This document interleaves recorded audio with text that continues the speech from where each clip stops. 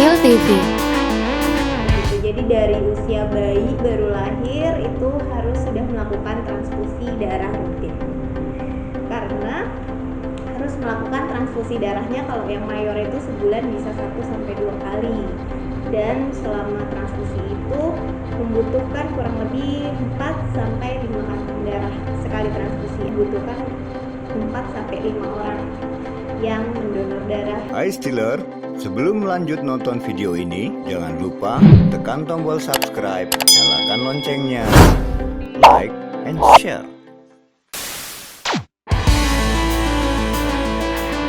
Still TV. Ide yang sangat inovatif, teknologi tinggi, IT. Terobosan baru. Ini ada luar biasa. Kreativitas positif dan media informasi. Ini hal yang positif. Ini wadah yang lebih tinggi. Mendukung lah. Oke, bisa dimengerti. Not me, But we. Still TV, Rancak Wana.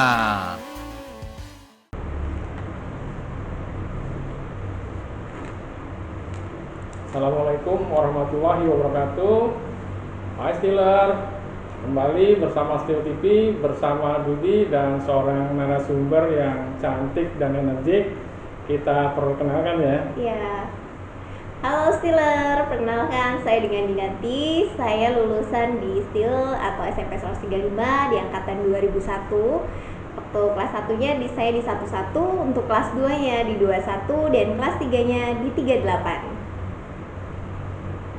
Oke Stealer, di episode kali ini kita akan ngobrol-ngobrol spesial bersama narasumber Dina dari angkatan 21 yang akan bercerita kepada kita tentang sesuatu yang bermanfaat sekali tentunya ya. Monggo Mbak.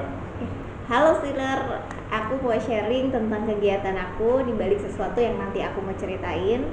Untuk kegiatan aku itu adalah yang pertama, aku sebagai ibu rumah tangga, ibu dari 3 orang anak, dan aku juga seorang marketing komunikasi. Kebetulan aku juga ada beberapa side job, aku juga ada beberapa all shop bersama sahabat-sahabat aku. Aku juga aktif sebagai influencer dan juga untuk motivator. Seperti itu. Wah, Stealer ternyata luar biasa sibuknya ya Mbak Dina ini ya, dari angkatan 2001. Selanjutnya mungkin nanti akan ada yang spesial akan diceritakan ya buat Stealer ya. Jadi gini nih Mbak nih, saya kan kemarin sempat lihat di YouTube ya, Mbak ini sebagai di sana narasumber yang menjelaskan tentang thalassemia ya Mbak ya. Iya, betul. Kayak gitu ya. Kalau boleh tahu nih, thalassemia itu apa sih Mbak? Oke Stealer, aku mau jelasin tentang thalassemia itu apa. Nah, thalassemia adalah itu salah satu penyakit kelainan darah genetik itu yang menurun, sifatnya bisa pembawa atau bisa dari dua-duanya orang tua, dan itu menurun menjadi thalassemia mayor. Dan thalassemia itu terbagi menjadi 2, ada thalassemia minor dan mayor. Kebetulan kalau aku thalassemianya adalah thalassemia minor, seperti itu Kak Didi. Oh Mbaknya ternyata ini juga ya? Iya, thalassemia juga ya? Betul. Thalassemia.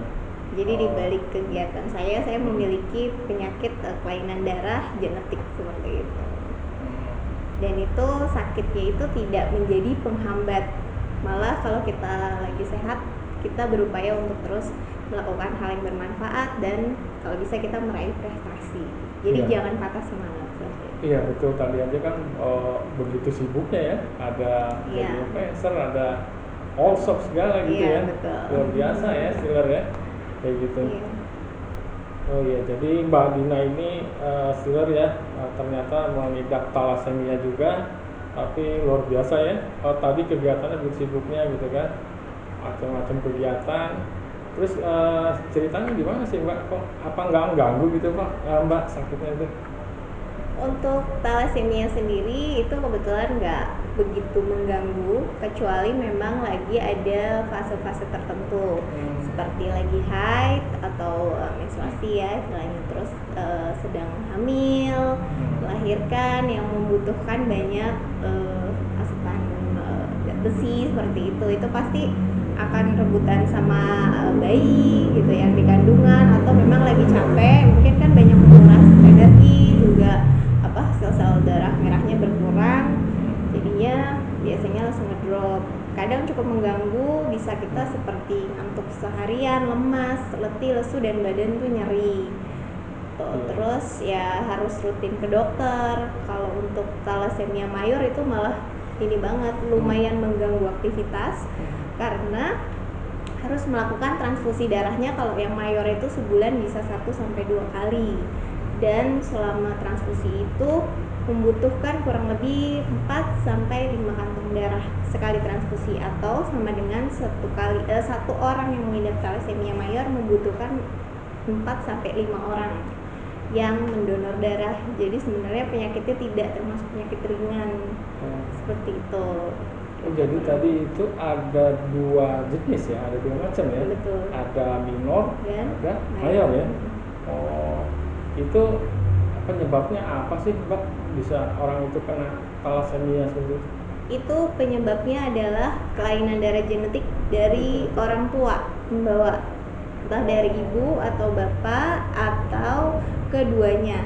Kalau keduanya menikah mempunyai thalassemia, walaupun pembawa dua-duanya, itu ketika menikah akan melahirkan anak yang mengidap penyakit thalassemia mayor. Seperti itu. Jadi dari usia bayi baru lahir itu harus sudah melakukan transfusi darah rutin.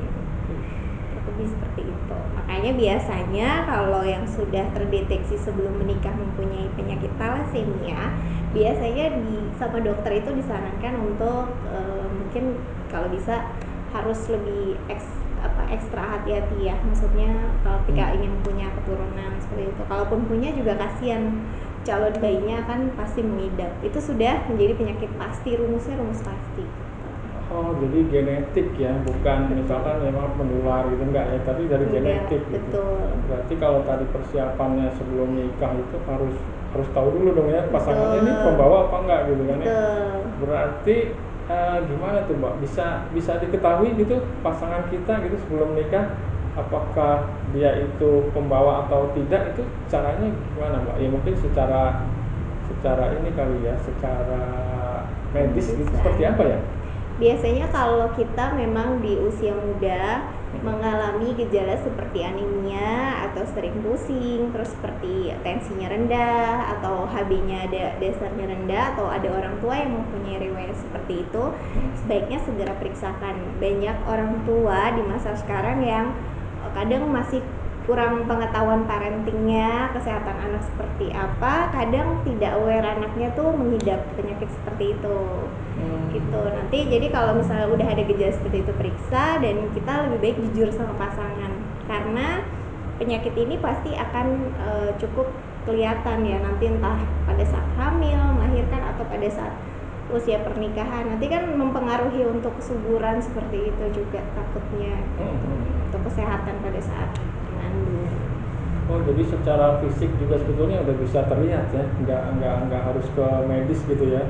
Atau tadi kayak lemes apa gitu ya, sering pingsan mungkin, atau sering gitu ya, pusing kalau berdiri lama. Waktu itu saya di SMP 135 ya, Stiller itu terkenal memang suka pingsan. Cuman orang tua saya menganggap hanya masuk angin, sakit mah, belum sarapan, padahal orang tua saya tuh hanya memberikan obat seperti paracetamol karena kurangnya pengetahuan dan orang tua yang mencari tahu untuk kesehatan anak. Itu gitu ya. Pentingnya orang tua itu menambah wawasan dari segi kesehatan itu seperti itu. Tapi kan mungkin bisa nggak salah diagnosa untuk kita ya, orang awam gitu kan, misalkan anaknya nih jangan-jangan thalassemia nih, padahal bukan juga gitu loh. Jadi mungkin ada yang mirip itu juga, pingsan misalkan ya, mohon maaf, ada juga yang epilepsi kan juga suka ada yang pingsan gitu ya. Jadi mungkin pertanyaannya gini, kalau secara, mungkin Mbak tahu ya, kalau itu bukan dokter gitu ya, kalau secara medis, secara lab itu gimana tuh Mbak ngeceknya tuh? Dari apa, darahnya atau dari urin atau dari apa? Kalau untuk Dari kedokteran ya? kalau untuk mendiagnosa kita sama sekali kalau dokter selalu menganjurkan jangan pernah mendiagnosa sendiri. Tetap kalau kita memiliki gejala atau anak kita memiliki gejala, segera datang ke dokter umum. Lalu nanti mungkin dari dokter umum akan didiagnosanya seperti apa, mungkin nanti mengikuti rujukan sesuai anjuran dokter. Jadi tidak dianjurkan juga ketika saya berbicara seperti ini langsung men-screening dan mendiagnosa sendiri, itu nggak boleh. Tetap harus di bawah anjuran dokter. Gitu ya Stiller ya. Tapi saya belum dapat nih jawabannya. Jadi gini ya, apa namanya, bisa dicek nggak sih dari urinnya apa dari darahnya gitu? Pernah nggak? Kalau harus untuk sekian, angkanya harus sekian misalkan gitu ya? Iya, jadi kalau untuk thalassemia sendiri, saya kebetulan waktu datang ke dokter umum karena waktu itu ada gangguan seperti pendarahan gitu. Pernah ada mengalami keguguran juga dan melihat adanya kejanggalan, dokter akhirnya dirujuk ke dokter kandungannya, merujuk ke spesialis penyakit dalam, disarankan untuk pengambilan darah. Otomatis kalau mau tahu kita ada kelainan darah, di screening dengan pengambilan darah atau pengecekan kadar darah. Nah, kalau orang thalassemia atau autoimun itu pasti HB-nya selalu rendah, makanya butuh hemoglobin tambahan dari transfusi darah seperti itu. Ini baru jawabannya. Rendah, tapi masih belum. Rendahnya berapa? Rendahnya itu di bawah 10, Di bawah 11. Orang normal 11 sampai 12. Di bawah 10 ya Stiller ya. Angka Jadi normal kalau yang pengen tahu orang ya awam secara- tahu ya. Kayak sekarang kan ada istilah kalau untuk COVID ya, ada CT-CT gitu loh. Ibaratnya. Ya, atau kayak bahasa untuk yang nggak asingnya itu trombosit. Kan biasa kan trombositnya berapa? Nah, thalassemia pun ada batas bottomnya berapa HB ya. Dia hemoglobin atau ya. HB. HB ya. Dari Jadi, tensi ke HB. Iya, HB-nya di bawah 10 ya, di bawah 11 tadi ya. 10, 11. Iya, gitu Stiller kalau pengetahuan berdasarkan dari lab ya. Kita ulangin lagi nih Mbak, tadi sebetulnya udah kita tanyakan ya gitu kan. Ciri-cirinya secara fisik apa sih ya supaya Stiller ini tahu gitu ya, misalkan ada saudaranya, familinya atau anaknya yang ternyata mengidap thalassemia tetapi dia akhirnya tidak bisa menanganinya karena ketidaktahuan itu ya. Bisa ditegaskan kembali, mungkin diceritakan ke Stiller Mbak. Iya. Oke, Stiller, balik lagi aku mau jelasin di sini jangan dianggap enteng ya untuk thalassemia, walaupun terkadang cirinya itu Pak Dudi nggak kelihatan. Seperti saya kan gemuk, ada yang lebih gemuk dari saya, badannya ternyata dia memiliki thalassemia. Ciri yang sama rata-rata adalah wajahnya lebih mudah pucat. Untuk kelopak matanya itu pasti dokter setiap periksa, atau kita juga bisa periksa sendiri, itu adalah dengan melihat di bawah kelopak sini itu pasti lebih pucat. Udah gitu biasanya ada beberapa ciri fisik, kalau yang mayor, kalau yang minor tidak, itu seperti biasa aja, tapi dari perilakunya kesehariannya ketika dia sudah benar-benar lelah atau pada saat menstruasi. Makanya kalau memang punya ciri seperti itu jangan dianggap remeh, karena ini penyakit juga bisa berakibat fatal, berakibat berujung kematian ketika kita tidak waspada sama diri kita, tidak bisa menjaga asupan makanan, tidak melakukan konsultasi ke dokter secara rutin.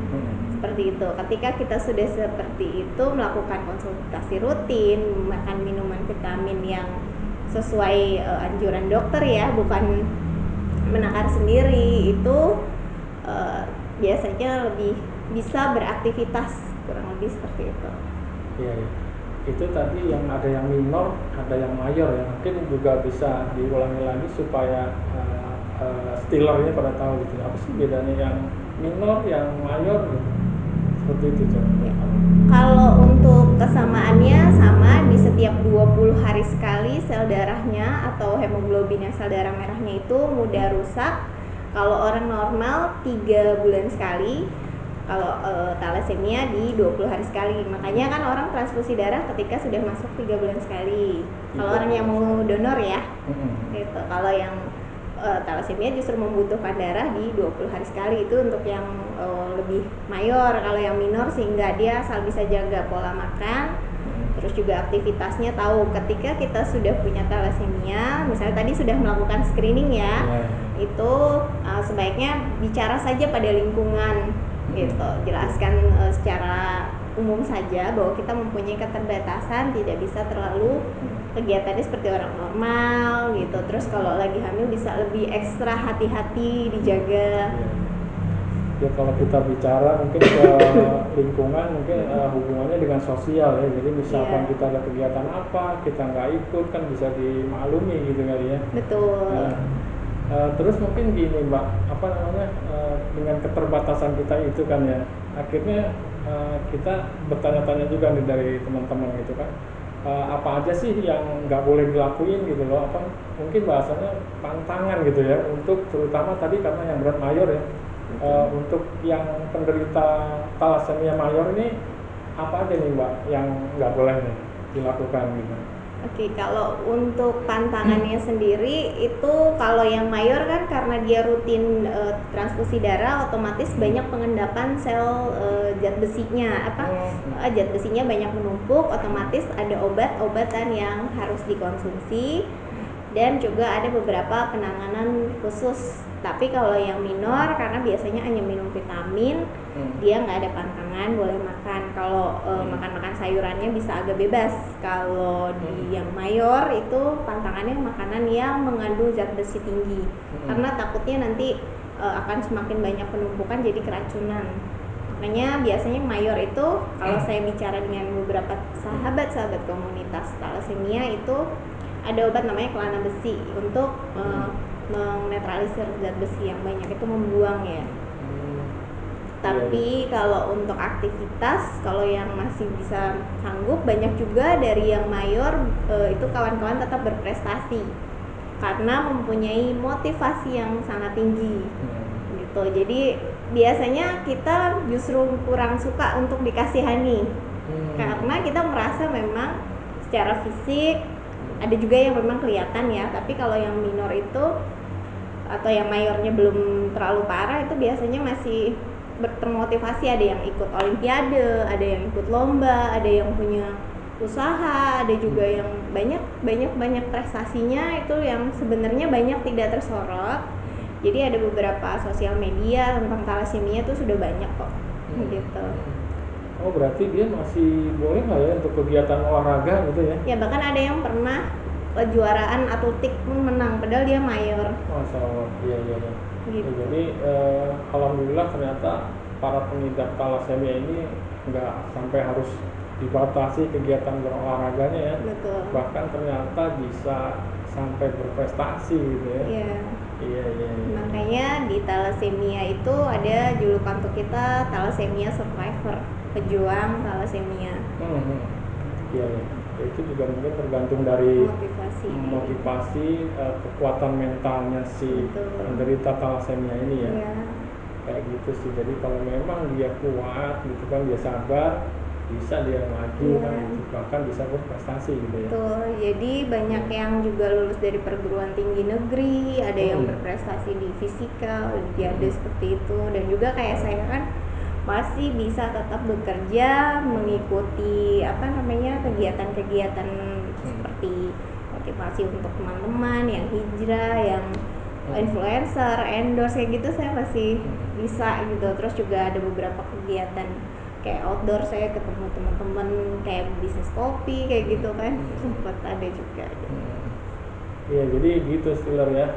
Mungkin dari Mbak Dina ini bisa sebagai informasi lah buat barangkali ada tetangganya atau family atau keluarganya, yang mudah-mudahan sih di keluarga nggak ada gitu ya. Kita kan bisa memberitahukan kepada orang-orang tersebut ya, bagaimana cara menanganinya, bagaimana meningkatkan mental hidupnya ya, sehingga kualitas hidupnya bisa sama dengan orang-orang di sekitarnya yang sehat walafiat, yang normal. Itu kali ya Mbak ya. Iya.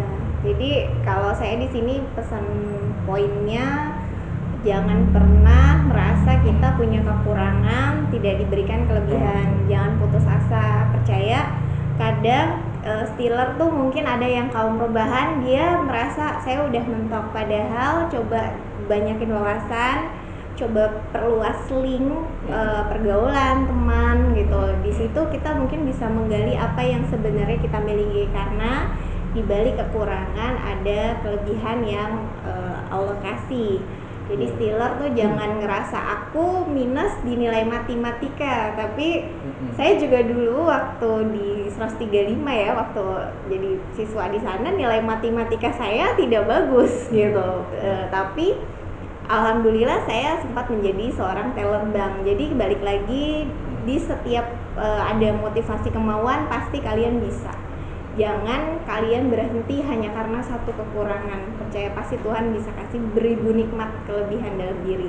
Makanya jangan pernah jauhi dua hal ya. Pertama, jangan pernah jauhi dari belajar agama, tetap beribadah kepada Allah ya, atau Tuhan gitu kan. Yakin, terus banyak doa, bersilaturahmi yang baik kepada siapapun, tetaplah berbuat baik, jangan pernah menjadi jahat hanya karena satu orang jahat.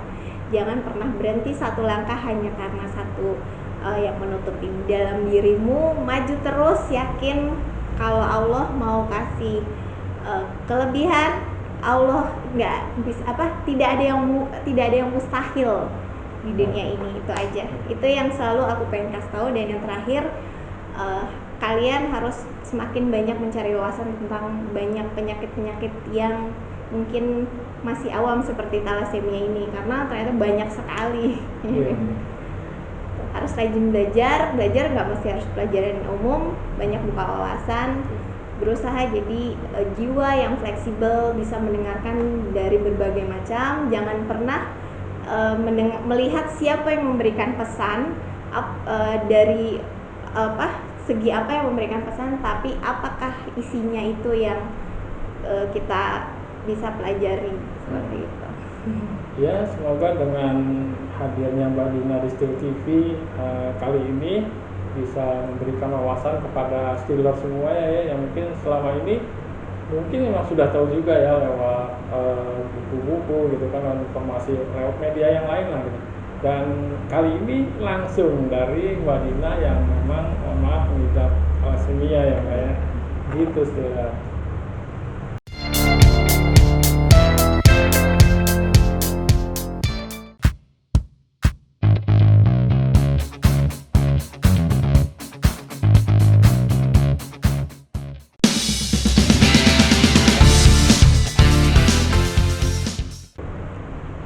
Oke, Steeler, aku jujur baru tahu Steel TV ini justru dari salah satu sahabat aku yang juga dia kreatif sebagai angkatan 2001 ya.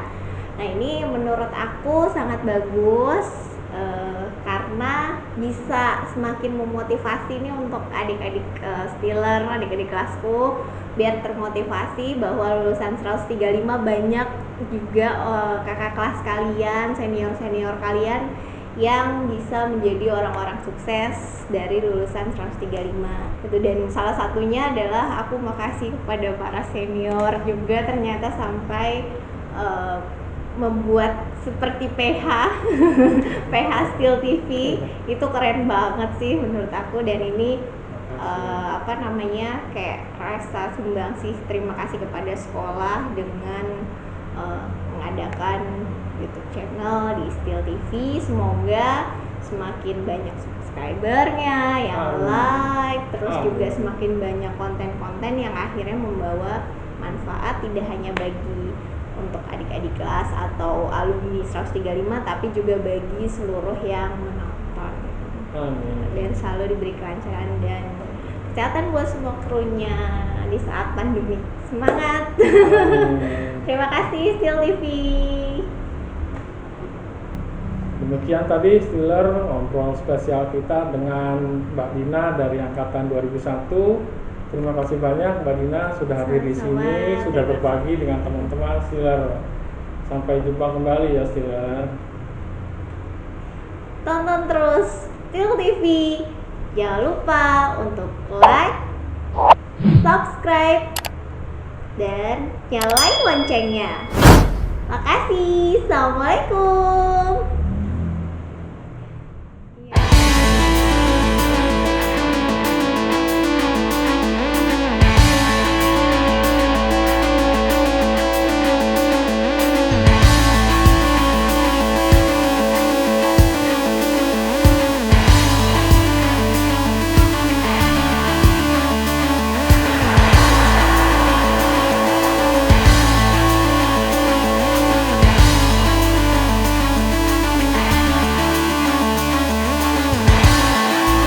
Steel TV.